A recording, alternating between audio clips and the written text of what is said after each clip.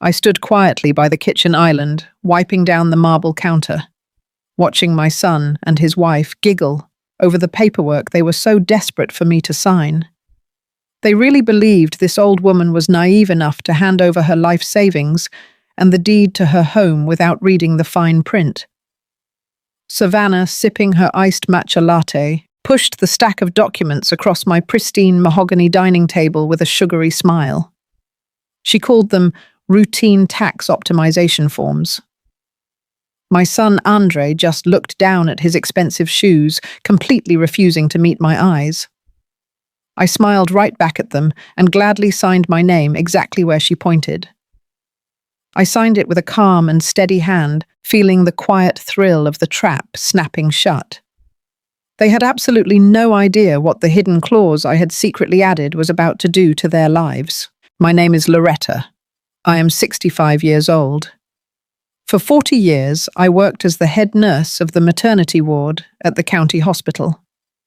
I delivered countless babies, worked back-breaking 12-hour graveyard shifts, and built my life brick by hard-earned brick. When my beloved husband Vernon passed away from a sudden stroke 20 years ago, my entire world shrank down to just me and our only son.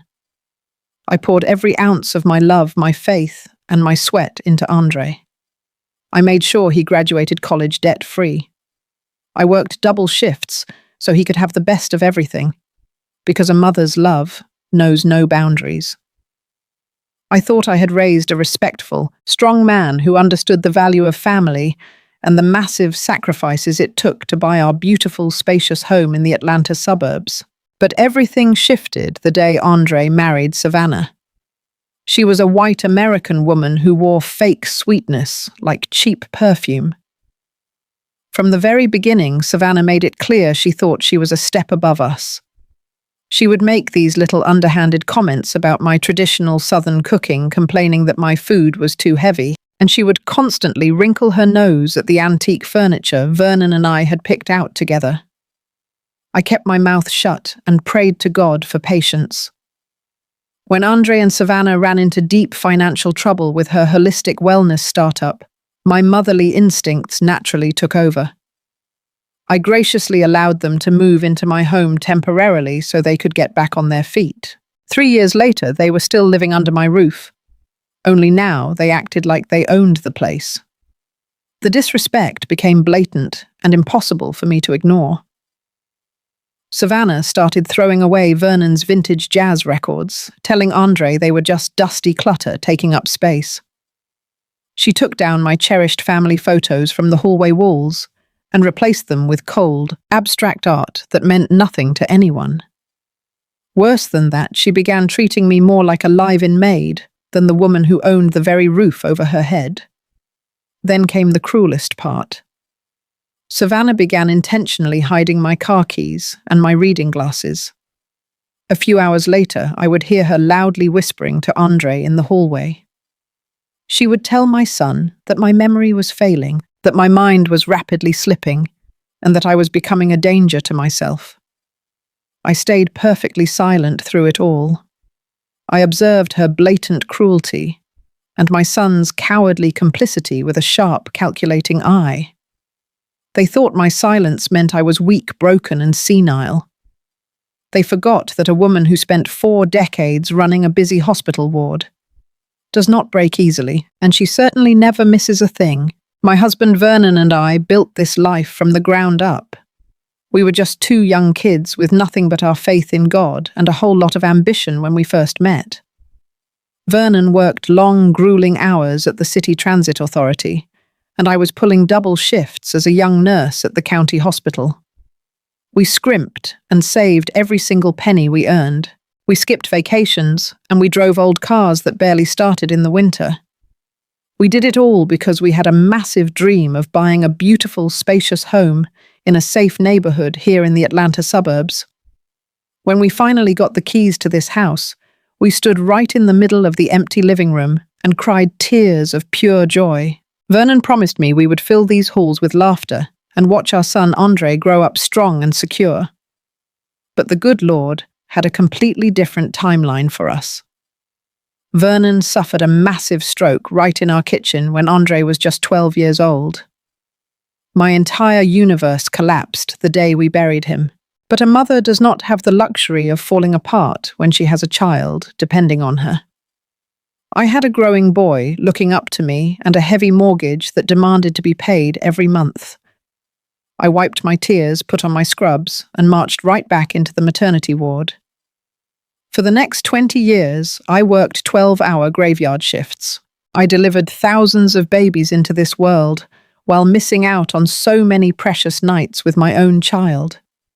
My legs would throb with deep pain, and my feet would swell up so badly I could barely take my shoes off at the end of the night. I ate cold sandwiches in the hospital break room and wore my nursing uniforms until they were literally threadbare just so I could put extra money away. I wanted Andre to have every single opportunity in the world. I made sure he had the best tutors, the nicest clothes for Sunday church, and a mother who was always cheering the loudest from the bleachers. When he got accepted into a top university, I completely emptied my savings. I worked holidays, weekends, and back-to-back double shifts to pay his tuition in full. I absolutely refused to let my son start his adult life weighed down by heavy student loans. I sacrificed my own comfort and my own youth so he could walk across that graduation stage completely debt-free and ready to conquer the world. I thought I had raised a good man who understood the immense value of hard work and the bottomless depth of a mother's devotion. I thought my sacrifices had secured us a bond that nothing could ever break. I poured my entire soul into that boy. Every time my back ached from lifting patients or my eyes burned from exhaustion, I just pictured Andre living a beautiful and comfortable life. I wanted him to be a successful professional with a loving family of his own. I kept this big house in pristine condition, maintaining the gorgeous wood floors Vernon had polished, just waiting for the day my son would bring a good woman home. I was so incredibly proud of the man I thought he was becoming. Then Savannah came into the picture, and everything I built began to crumble. My son married a white American woman who wore a fake, sugary smile and reeked of cheap perfume and even cheaper intentions. From the very first time she stepped foot in my house, I could feel a strange coldness radiating off her. Savannah had this nasty habit of disguising her insults as sweet little observations. She would sit at my dining table, look at the hearty spread of collard greens, baked macaroni and cheese, and fried chicken I spent all day cooking, and she would visibly wrinkle her nose. She would say in that high-pitched voice that she only eats organic, plant-based meals, and that my traditional southern cooking was just a little too heavy and greasy for her delicate stomach. Then she would turn her judgmental eyes to the beautiful antique furniture Vernon had lovingly restored with his own 2 hands. She actually told me my home looked like a dusty museum and asked when I planned on updating my decor to something more suitable for modern times. I bit my tongue and prayed for the patience of Job because she was the woman my son chose to love. But reality hit them hard. Savannah had started some holistic wellness company that completely failed. She and Andre were suddenly drowning in massive debt and facing eviction from their expensive downtown apartment. As a mother, you simply do not let your child sleep on the street. I opened my doors and told them they could stay in my guest rooms temporarily until they got their finances sorted out. It was supposed to be a 6-month arrangement to help them get back on their feet. That was 3 long years ago. 3 years of them living under my roof absolutely rent-free. And instead of showing a single ounce of gratitude for my generosity, Savannah decided to treat my home like it was her personal kingdom. She started taking over the kitchen, throwing away my favorite spices, because she claimed she did not like the smell. She would leave her dirty dishes piled high in the sink, fully expecting me to wash them like I was the hired help. When she invited her fancy friends over for brunch, she expected me to stay out of sight in my own house, so I would not embarrass her. Andre just sat back and let it happen. completely silent while his wife disrespected the mother who gave him everything. They act like they own the place while treating me like a live-in maid who exists only to clean up their messes and pay the utility bills. The warm home Vernon and I built with so much love has been turned into a place where I feel like a ghost in my own hallways. Savannah would strut around the living room, barking orders at me to turn down my gospel music or to iron her expensive silk blouses. If I ever dared to speak up or ask for a little bit of respect, she would roll her eyes and storm off to complain to Andre. And my son, the boy I sacrificed my entire youth for, would always take her side. He would tell me to just keep the peace and let her have her way.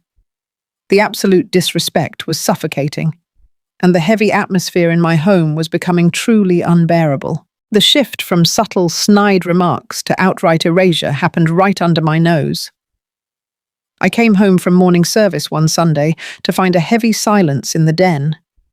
Vernon had a vast collection of vintage jazz records, original pressings of John Coltrane and Miles Davis, that he had meticulously cared for since the 1970s. I kept them perfectly alphabetized on a mahogany shelf. They were completely gone. When I asked Savannah where they were, she did not even bother to look up from her phone. She casually mentioned that she had donated those dusty old vinyls to a thrift store because they were a breeding ground for allergens and completely clashed with her modern minimalist aesthetic. My heart hammered against my ribs, grieving the sudden loss of the music my husband used to play for me on quiet Sunday mornings. But I did not scream or raise my voice. I just watched her sip her sparkling water and took a deep, steadying breath. A few days later, the blatant disrespect continued.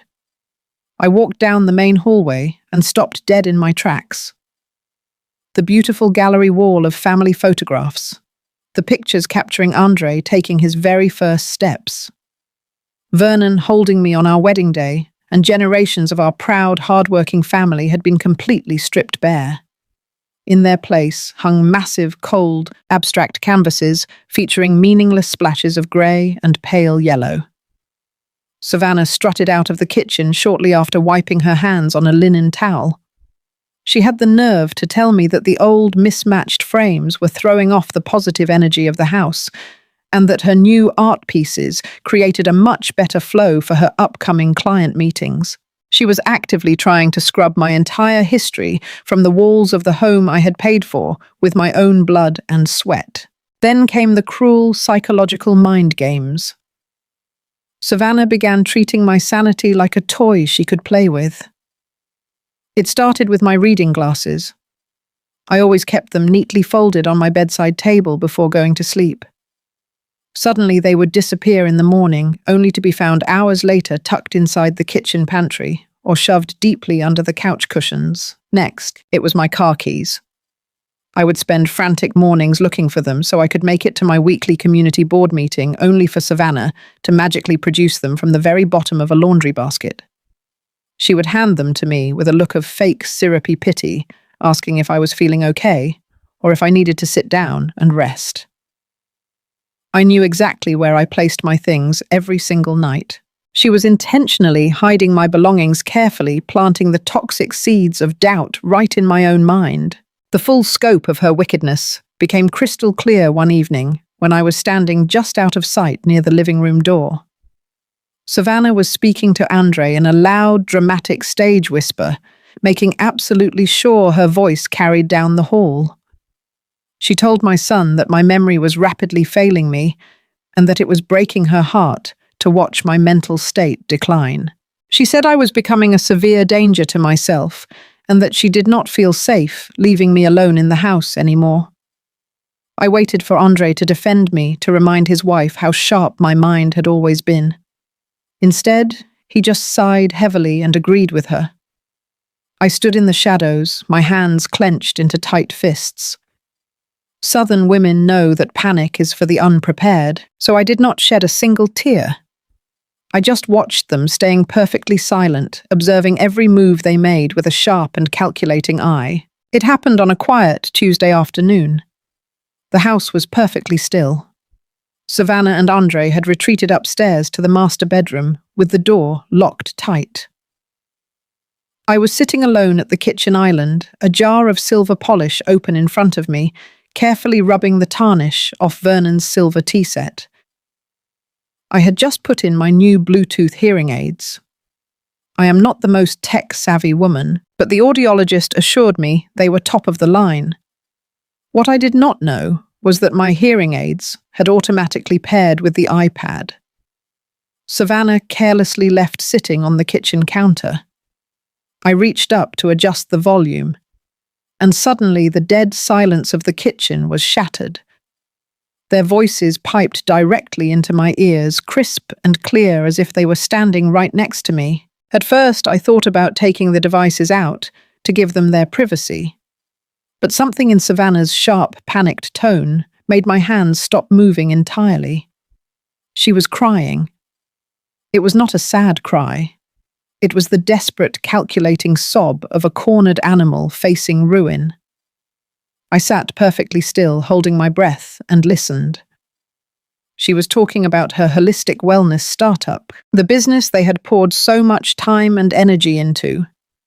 Her voice trembled with rage as she confessed that her primary investors were pulling out. The company was not just failing. Savannah admitted they were $400,000 in the red, $400,000 of crippling debt. The polishing cloth slipped from my fingers and landed silently on the marble counter. I felt a cold knot form in my stomach as the terrifying reality of their financial disaster washed over me. Then I heard my son speak. I heard the voice of the boy I carried for 9 months. The boy I broke my back to raise into a man. Andre tried to soothe her. He told her to lower her voice, reminding her that they had a solid plan to fix everything. Savannah's tone instantly shifted from panic to absolute venom. She laid out their entire scheme, right there in my ear, step by sickening step. She had gone behind my back and downloaded binding legal documents from the internet, a fraudulent quitclaim deed and a power of attorney. She told Andre she was going to print them out and hide them inside a thick stack of routine tax optimization forms. They fully intended to trick me into signing away the deed to my home and handing over absolute legal control of my entire life. Savannah enthusiastically explained how incredibly easy it would be. With my signature on those papers, they could immediately march down to the bank. They were going to take out a massive high-interest loan against my fully paid-off house to bail out her failing business. They were going to use the home Vernon and I built with our blood and sweat as a personal bank account to cover her catastrophic mistakes. The audacity of the plot left me breathless. Savannah complained bitterly that she could not keep up the charade of living with me anymore. She told Andre they needed to get me out immediately so they could remodel the property and sell it if her business needed cash. Andre hesitated for a second. He asked her where I would go once they took the house. Savannah answered without a single ounce of hesitation. She proudly stated she had already found a facility on the other side of the county. She described it as a poorly rated state-run nursing home. She actually laughed and told my son that the place was practically a gloomy warehouse for the elderly, but it was incredibly cheap and would take me in immediately once they executed the power of attorney. She said the staff was so overworked they would not care if I complained about being put there against my will. She told Andre they could just tell everyone my mind had gone completely, and that I needed professional supervision. I sat frozen at the island. I waited for my son to scream at her. I waited for the boy who used to bring me handfuls of dandelions from the front yard to stand up and fiercely defend his mother. I prayed to God to hear him tell his wife that he would never betray the woman who gave him the world. Instead, the kitchen remained agonizingly silent, save for the voices in my ear. Andre just let out a heavy, tired sigh. He told his wife it was probably for the best. He actually agreed with her, saying my mind was slipping anyway, and that a care facility would take the heavy burden off their shoulders. He agreed to throw his own mother away like a bag of garbage, A shattering heartbreak tore through my chest like a physical blow. The pain of hearing my only child agree to strip me of my dignity, my home and my freedom was an agony so deep it threatened to crush my soul. For a brief moment, I felt like I could not breathe. I felt like the walls of the kitchen were caving in on me. But Southern women know that collapsing does not change your circumstances. The hot, stinging tears I expected to fall simply never came. Instead, the profound pain inside my heart evaporated. It morphed into a righteous, ice-cold fury, the kind of fury that clears your vision and steadies your hands. I picked up the polishing cloth, wiped the silver tea set until it shined like a mirror, and quietly turned off my hearing aids. They thought they were dealing with a weak, foolish old woman. They were about to learn a very hard lesson. It started on a Tuesday evening just after supper. I was sitting in my favourite armchair by the window, the one Vernon bought me for our 20th anniversary. I was quietly reading my Bible, seeking some peace after a long day, when Andre and Savannah marched right into the living room. They had this meticulously orchestrated look of deep, tragic concern plastered on their faces. Savannah was clutching a thick manila folder against her chest, like it was a shield to protect her from her own lies. She pulled up a wooden dining chair directly in front of me, sitting uncomfortably close. Andre stood right behind her, shifting his weight from foot to foot, looking at the floorboards, the ceiling, the curtains, anywhere except at his own mother. Savannah reached out and placed her perfectly manicured hand right over my knee. Her touch was ice cold. She tilted her head and adopted this sickly sweet, exaggeratedly soft tone. It was the exact voice you would use to calm down a confused, frightened toddler. She told me that they needed to have a very serious family discussion. She claimed they had received a highly distressing letter from the county authorities that very afternoon. According to her completely fabricated story, the local government had been notified of my recent severe memory lapses. She boldly brought up the misplaced car keys and the reading glasses she herself had been intentionally hiding from me. She had the absolute nerve to look me right in the eyes and say the state was deeply concerned about my declining mental capacity. I kept my expression perfectly blank. I let her spin her wicked web of lies without interrupting a single word. Savannah sighed dramatically, squeezing my knee tightly. She told me that because I was allegedly becoming a danger to myself and others, the government was threatening to step in immediately. She claimed the state was planning to assign a court-appointed legal guardian and seize my beautiful paid-off home to cover the massive costs of my future mandatory medical care. Andre finally found his voice, though it sounded weak, cowardly, and entirely rehearsed. He told me they simply could not let the state take the house Vernon worked so incredibly hard for. He said they had spent all day meeting with expensive experts to find a foolproof way to save our family legacy from being stolen. Savannah pulled the thick stack of papers out of her manila folder and slid them onto the coffee table right in front of me. She tapped the top page with her sharp fingernail. She explained that these were routine tax optimization forms and protective deeds. She spoke incredibly slowly, over-enunciating every single syllable, treating me as if my brain could no longer process basic English sentences. She told me that if I simply signed the property over to Andre and granted them a temporary power of attorney, the state could not touch us. She promised me it was just a minor legal formality to keep our wealth completely safe, and that nothing would actually change for me in my day-to-day life. The audacity of this woman was absolutely staggering. I looked down at the documents sitting on my table. Right there, hidden under a thick pile of useless tax jargon, was the fraudulent quitclaim deed they had plotted to use to drain my equity and save her failing business. Savannah pushed a heavy, expensive silver pen right into my hand. She smiled that chilling, empty smile, and told me that signing these papers tonight was the absolute only way to keep me safe and secure. She leaned in close and whispered that I did not need to worry my tired, weary mind about reading the complicated legal words, because my loving son would always protect me. I slowly looked up at Andre, my only child, the boy I had scrubbed hospital floors for, the man who was now standing in my living room watching his wife try to steal my home and banish me to a dismal warehouse for the forgotten. I waited for him to stop her. I gave him one last chance to speak up to be the honourable man his father raised him to be. But he just gave me a pathetic nod and told me to sign the papers for my own should. My heart turned to absolute stone in my chest. I did not scream. I did not throw them out into the street right then. I just nodded slowly, looking exactly like a defeated, confused old woman, while my mind prepared to burn their entire scheme straight to the ground.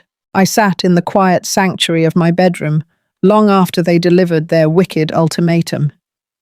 They had stood right in my living room, looking down their noses at me, claiming the state was coming to seize my home because of my supposedly declining mental state.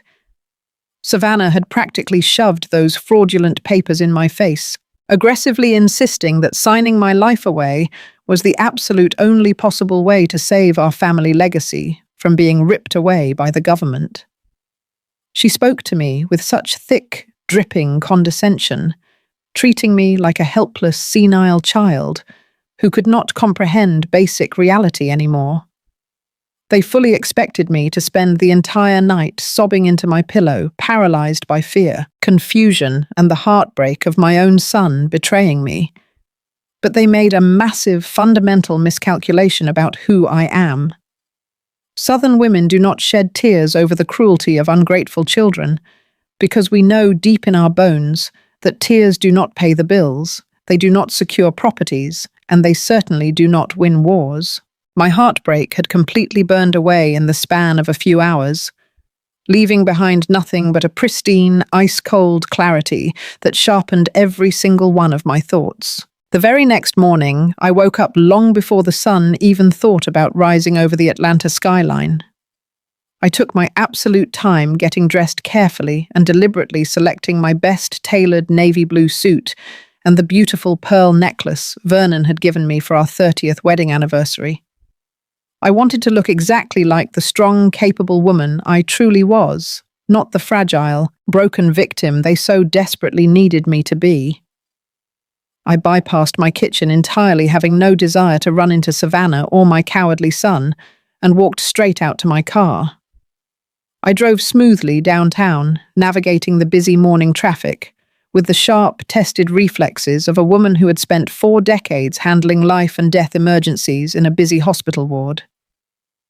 My destination was a towering, modern glass building right in the heart of the financial district, specifically the top-floor office of Mr. Arthur Carmichael. Arthur was a brilliant, sharp-as-a-tack attorney who had been Vernon's closest confidant, and our dedicated family lawyer for over 30 years. He was an old-school, distinguished gentleman with silver hair, impeccable manners, and a legal mind like a steel trap. When his secretary ushered me into his expansive, mahogany-panelled office, Arthur took one look at my determined face and immediately knew this was not a casual social visit. I sat down in the heavy leather chair across from his massive desk and laid out exactly what had transpired in my home. I told him every detail about Savannah's failing holistic wellness startup, the $400,000 of crippling debt she was desperately hiding, the ridiculous gaslighting about my failing memory, and their sickening plot to commit me to a poorly rated state-run nursing home, so they could steal my equity and save themselves. Arthur did not interrupt me a single time. He simply steepled his fingers together, resting his chin on his hands, his eyes narrowing with a quiet, dangerous anger on my behalf. When I finally finished speaking, he let out a low, rumbling chuckle that echoed off the walls of his spacious office. He slowly shook his head and told me that my son and his wife were playing a very stupid game with the absolute wrong woman. You see, Savannah and Andre had absolutely no idea who they were really dealing with. They assumed I was just a tired, retired nurse living on a modest monthly pension and the tied-up equity of a single suburban house. They genuinely thought my entire net worth was locked inside the bricks and mortar of the home they were currently occupying rent-free. But my Vernon had been a man of incredible, unmatched foresight. Back in the 1980s and 90s, while everyone else in our neighborhood thought he was just a regular, hard-working employee at the City Transit Authority, my husband was quietly taking every single extra dollar of our savings and investing it into massive commercial real estate portfolios. He bought up large, empty lots on the outskirts of Atlanta long before the urban sprawl took over the region. Over the decades, those empty dirt lots turned into highly lucrative strip malls, busy shopping centers, and bustling office parks. I was not just a retired nurse getting by on a fixed income. I was a multi-millionaire, many times over, with a diversified portfolio that generated more money in a month than Savannah's business had made in a year. Furthermore, the house they were so desperately trying to steal was not even legally in my direct personal name anymore. Vernon and Arthur had wisely placed our primary residence, along with all our other major assets, into an ironclad, irrevocable trust decades ago. I was the sole operating trustee, and the property was shielded by so many complex layers of legal protection that a small army of expensive corporate lawyers could not break through it, let alone a desperate woman with internet printouts. I handed Arthur the folded photocopies of the documents Savannah had tried to force me to sign the night before. I had quietly sneaked into the kitchen in the middle of the night and made copies while they were sleeping upstairs.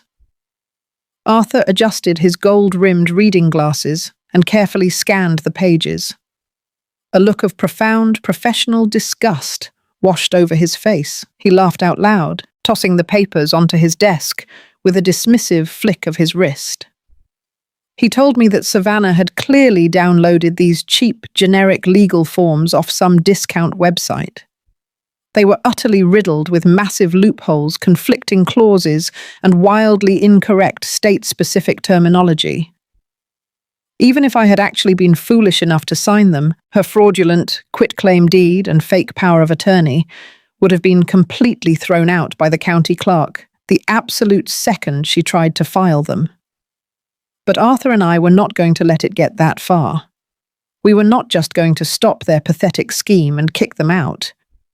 We were going to turn their own malicious, deceitful trap violently back around on them, ensuring they paid for their arrogance. Arthur and I spent the next 3 hours sitting in his comfortable office, drinking strong black coffee and meticulously drafting the most brilliant, inescapable counter-document imaginable. We took the exact generic forms Savannah had downloaded from the internet, and we completely reconstructed them from the ground up.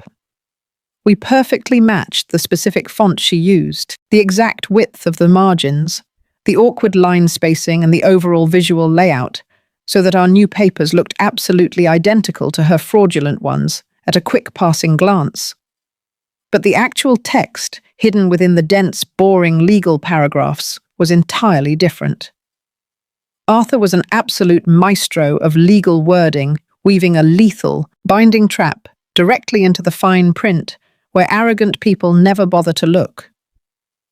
Once the documents were absolutely perfect, I saved the digital PDF files onto a small discreet flash drive, thanked Arthur for his unparalleled loyalty and friendship, and drove back to my house to execute our master plan. I pulled into my driveway just as the hot afternoon sun was beginning to bake the Atlanta pavement. I took a deep breath, centered my emotions, and walked into my home with a calm, slow shuffle, perfectly playing the role of the exhausted, defeated older woman whose spirit had been broken. Savannah was sitting perched at the kitchen island, furiously typing away on her sleek silver laptop. Right next to her, sitting in a neat, arrogant little pile, were the freshly printed copies of her fraudulent legal documents waiting for my signature. She looked up at me with a condescending, victorious smirk, asking if I had enjoyed my little drive to clear my head. She quickly reminded me that we needed to finalize the paperwork before dinner so they could officially protect me from the state taking my home. I gave her a weak, trembling nod, keeping my eyes downcast, and told her I just needed to make myself a refreshing drink before we got down to the serious business of signing my life away. I walked over to the refrigerator and pulled out a heavy, condensation-covered glass pitcher of my homemade southern sweet tea. It was the exact sugary traditional recipe that Savannah constantly complained about and refused to drink. I grabbed a tall crystal glass, filled it completely to the brim with fresh ice cubes, and slowly walked toward the kitchen island where her documents were resting. I made absolutely sure my hands were shaking just enough to look frail, uncoordinated, and nervous. As I reached the island, stepping right next to her precious stack of papers, I allowed the toe of my shoe to snag slightly on the edge of the decorative floor mat. I let out a loud, startled gasp and intentionally tipped the heavy glass pitcher forward. A massive wave of dark, sticky sweet tea completely flooded the pristine marble countertop. The brown liquid washed directly over Savannah's fraudulent documents, instantly soaking the thick paper, blurring the cheap printer ink, and turning her entire wicked plot into a ruined, soggy mess. Savannah shrieked at the top of her lungs, jumping back so fast her wooden chair scraped loudly and violently against the hardwood floor. She frantically grabbed at the soaking wet papers, cursing under her breath as the running ink stained her expensive manicured fingers. She completely lost her sugary, sweet, caring daughter-in-law facade, glaring at me with pure, unfiltered hatred in her eyes. She yelled that I was a clumsy, senile old fool, and that I had just ruined hours of her incredibly hard work. I immediately shrank back, putting my trembling hands over my mouth, playing the role of the terrified, apologetic mother perfectly.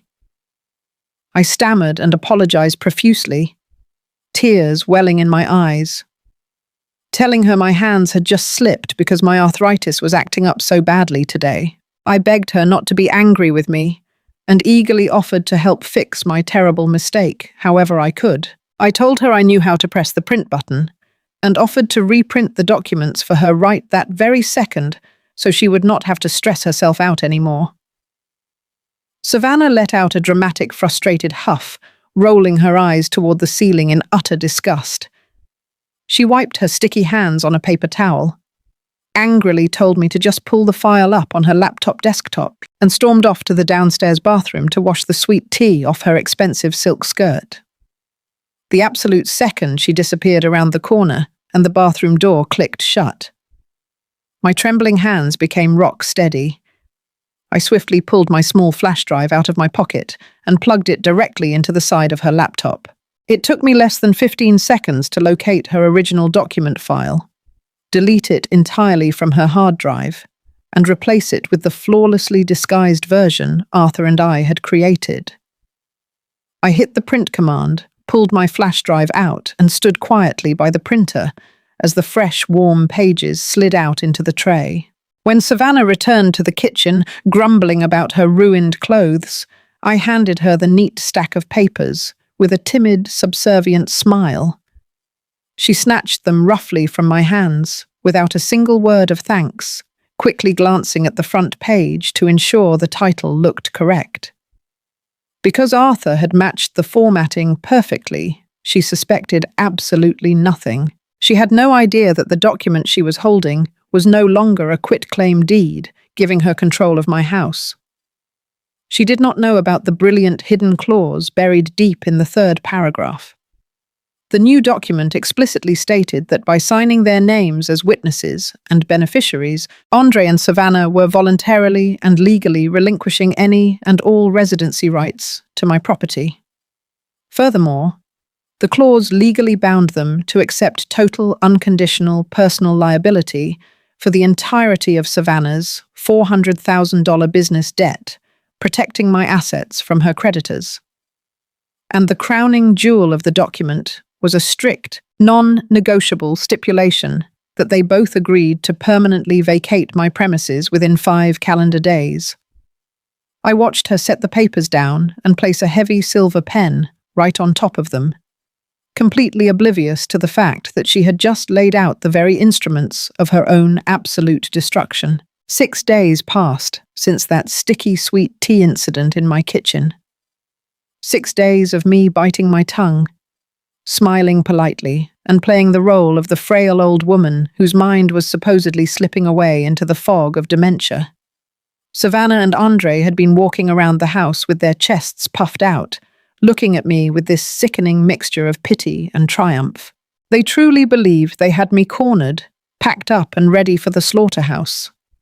They thought the ink on those papers sealed my fate, completely oblivious to the massive legal storm that was brewing right over their arrogant heads. Saturday morning arrived bright and early. Savannah had decided to throw an incredibly lavish brunch right in my living room, the very room she had stripped of my precious family memories. She had invited a group of wealthy startup investors, the exact people she was desperately trying to impress, to save her failing holistic wellness company. She had hired a private caterer, who was currently taking up all the space in my kitchen, serving imported smoked salmon, organic avocado toast, and expensive mimosas in my good crystal glasses. Savannah was parading around the estate in a crisp white designer pantsuit, laughing loudly and acting like she was the grand lady of the manor.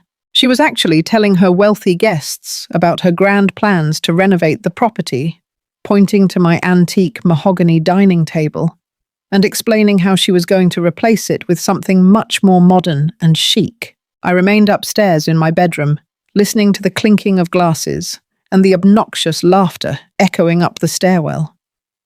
I took my absolute time getting ready. I put on my finest Sunday suit, a beautifully tailored royal blue ensemble that Vernon had always loved on me. I pinned my hair up perfectly and fastened the string of real pearls around my neck, the ones my husband bought me for our 30th wedding anniversary. I looked in the mirror and saw the reflection of a woman who had delivered thousands of babies, worked grueling graveyard shifts, and survived the loss of the love of her life. I was not a victim. I was Loretta. And it was time to take my house back. Right at 11 o'clock, I heard the heavy front door chime ring. I knew exactly who it was. I opened my bedroom door and walked to the top of the grand staircase. Down below, in the foyer, Mr. Arthur Carmichael stepped into the house. He was not alone. Flanking him on either side were two broad-shouldered, fully uniformed police officers from the county sheriff department. The sudden arrival of law enforcement caused an immediate ripple of confusion among the wealthy investors holding their champagne flutes. The cheerful chatter died down into nervous, hushed whispers. I began my descent down the staircase. I did not shuffle. I did not tremble. I walked with the slow, deliberate grace of a queen reclaiming her throne. Every step I took on those hardwood stairs was firm and loud, commanding the attention of every single person in the room. Savannah stopped dead in her tracks mid-sentence, her jaw dropping slightly as she saw me looking sharp, lucid, and accompanied by the police. Andre, who had been sipping a mimosa in the corner, suddenly turned the color of spoiled milk. I walked straight over to the expensive wireless speaker system they had set up and simply pulled the plug right out of the wall. The smooth jazz music died instantly, plunging the entire living room into a thick, suffocating silence. The investors stared at me, then at the police, completely bewildered. Savannah forced a nervous, high-pitched laugh, trying to quickly salvage her perfect hostess facade. She stepped toward me, waving her hands, and told her guests to excuse the interruption, claiming that her poor mother-in-law was just having one of her confused episodes. She actually reached out to try and guide me back toward the stairs, treating me like a lost senile child in front of an audience. I did not back away. I looked Savannah right in the eye, my gaze as cold as a winter morning, and I told her to take her hands off my property. I reached into my leather handbag and pulled out the finalized legal documents, the very papers she had so eagerly forced me to sign 6 days ago. I slapped the thick stack of papers right onto the center of the coffee table, scattering her fancy organic napkins. I announced in a loud, crystal-clear voice that I was completely of sound mind and body, and that the only confused person in this room was the woman pretending to own an estate that did not belong to her. Mr. Carmichael stepped forward, his polished leather shoes clicking sharply against the floorboards. He introduced himself to the shocked room as my personal legal counsel and the executor of the Vernon and Loretta Family Trust.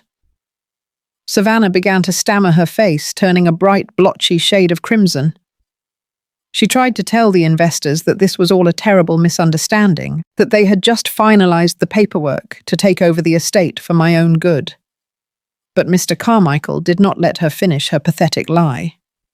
He picked up the documents from the table, adjusted his glasses, and cleared his throat with total, undeniable authority. He informed Savannah Andre and every wealthy investor in the room that the documents they had signed were not what they thought. Savannah had been so incredibly eager to steal my home that she never bothered to read the reprinted pages I handed her after the sweet tea incident. Mr. Carmichael began to read the hidden clause out loud, his booming voice echoing off the high ceilings. He read the exact legal wording that's stated by signing as witnesses and beneficiaries. Andre and Savannah had voluntarily and irrevocably relinquished any and all residency rights to the property. He continued reading, his tone merciless, detailing the clause that legally bound them to accept total, unconditional personal liability for the entirety of Savannah's $400,000 business debt, explicitly shielding my assets from her impending bankruptcy. And finally, he read the ultimate stipulation, the one that required them to permanently vacate the premises within 5 days. Today was day 6. The reaction from the investors was absolute, unadulterated shock. The wealthy men and women who had been eating my food and drinking in my living room suddenly realized they were being pitched a fraudulent business by a woman drowning in massive debt who was actively trying to scam her own elderly mother-in-law. Savannah tried to speak, to offer some kind of excuse, but the words died in her throat. One of the lead investors, a tall man in a tailored suit, set his mimosa glass down on the table with a loud clink. He looked at Savannah with utter disgust, called her a complete fraud, and walked straight out the front door. The rest of the investors followed him immediately, fleeing the house like a herd of sheep escaping a burning barn. Within 2 minutes, the lavish brunch was completely abandoned. The grand plan to save her failing wellness company had shattered into 1,000,000 irreparable pieces right in front of her eyes. With the investors gone, the sheer weight of absolute ruin crashed down upon the abusers. The living room was eerily quiet, filled only with the smell of expensive catered food and the heavy breathing of 2 people who had just realized their lives were completely over. Andre looked like he was about to pass out. His knees buckled slightly, and he had to grab the back of the sofa to keep from hitting the floor. He stared at me with wide, panicked eyes, his face completely devoid of color. He finally realized that the mother he thought was weak, the woman he had agreed to lock away in a miserable state-run nursing home, had completely outsmarted them. He stammered, calling me mum, begging me to tell him this was just a harsh lesson, asking me to take it back. I looked at the son I had poured my entire soul into, the boy I had scrubbed hospital floors to put through college, and I felt absolutely nothing. No pity, no sorrow, just a profound sense of closure. Mr. Carmichael turned to the 2 police officers standing quietly by the door. He informed them that the individuals currently standing in my living room were now officially trespassing on private property. Because of the binding clause they had so eagerly signed without reading, they had 0 legal right to be in the house, not even as guests. The older of the 2 officers stepped forward, placing his hand near his duty belt, and spoke with an uncompromising tone. He looked directly at Andre and Savannah, telling them they had exactly 30 minutes to pack whatever clothes they could fit into their suitcases and vacate the premises immediately, or they would be arrested and hauled off to jail for criminal trespassing. Savannah completely lost her mind. She let out a piercing, hysterical scream, stomping her feet like a spoiled toddler throwing a tantrum in a grocery store. She yelled that it was not fair, that the house was supposed to be theirs, that she needed that equity to survive. The police officer simply pointed toward the grand staircase and told her the clock was ticking. For the next half hour, I walked out and sat comfortably on my spacious front porch in a woven wicker rocking chair.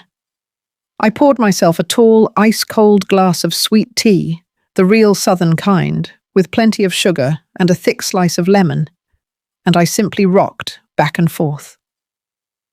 The warm afternoon breeze rustled through the oak trees Vernon had planted decades ago. I listened to the frantic, chaotic sounds of heavy footsteps thudding up and down the stairs inside. I heard drawers, slamming hangers, clattering, and the distinct sound of panicked arguing echoing from the master bedroom. Exactly 30 minutes later, the front door swung open. Savannah and Andre dragged their heavy designer suitcases out onto the porch, sweating and panting under the weight of their ruined lives. The police officers escorted them down the front steps, making absolutely sure they did not take a single item that did not belong to them. They hauled their luggage all the way down the long driveway to the curb, standing in the blazing sun, with absolutely nowhere to go. Their credit cards were maxed out. Their business was $400,000 in debt, and they had just been legally evicted from their only safe haven. As they stood by the curb waiting for a cheap cab, the tension between them finally snapped. Savannah turned on Andre like a rabid dog. She started screaming at the top of her lungs, completely ignoring the neighbors who were peeking out of their windows. She blamed Andre for being a weak, pathetic mama's boy. She blamed him for not forcing me into a home sooner. Andre yelled right back at her, his face purple with rage, accusing her of ruining his relationship with his mother and driving them into massive financial ruin. I sat on my porch sipping my sweet tea and watched their toxic marriage shatter into tiny, jagged pieces right there on the concrete driveway. The love they claimed to have was nothing more than a shared greed, and without my money to fund it, they had absolutely nothing left but bitter resentment. By sunset, they were completely gone. I immediately called a local locksmith and had every single lock on the exterior doors replaced with heavy-duty deadbolts. The very next morning, I drove back downtown to Mr. Carmichael's office. I officially updated my will, completely removing Andre as a beneficiary. I set up a massive, fully funded nursing scholarship in Vernon's name, dedicated entirely to putting young, hard-working black women through medical school completely debt-free. I wanted my wealth to create beautiful futures, not fund ungrateful entitlement. When I finally returned home, I stood in the middle of my quiet, peaceful living room. The oppressive, heavy atmosphere Savannah had brought into my house was completely gone. I opened all the windows, letting the fresh, sweet air of absolute freedom wash through the hallways. I was Loretta, 65 years old, a retired nurse, a multi-millionaire, and a woman who had fought for her peace and won. If you enjoyed my story, please like and subscribe to the channel, and let me know in the comments where you are listening from. There are many more life stories waiting for you, so stay tuned. Never mistake a mother's love for blindness, and never underestimate a woman who built her kingdom from the ground up, because you never know what strength is hiding behind a gentle face until you push that woman far enough.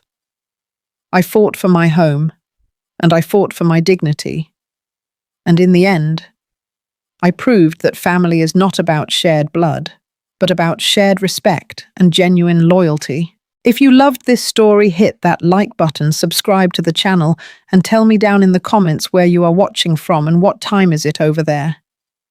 I read every single one. Stay blessed and stay sharp, honey.